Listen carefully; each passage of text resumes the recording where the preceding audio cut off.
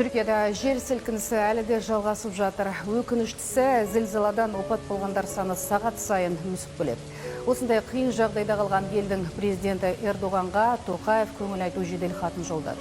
Қазақстан бауырлас елге алаңдаушылық білдіріп, көмек қолын созуға да ықылас білдірді. Жеткен өңірлерге еліміздің құтқарушылары мен дәрігерлер ұшады. Түркия Республикасындағы болған аса күшті жер сілкінісі салдарынан көптеген адамның қаза тапқаны туралы суыт хабарды зор күйзеліспен қабылдады. Осындай қиын сәтте жақындарынан айырылған отбасыларға, сондай-ақ бүкіл түрік ағайындарымыздың ауыр қайғыларына ортақтасып, Қазақстан халқының және жеке өзімнің атынан көңіл айтамын.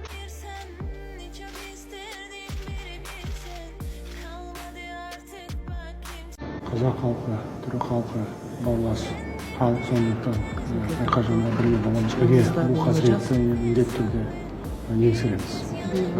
Біз бергенбіз. Аманшылық тілеймін.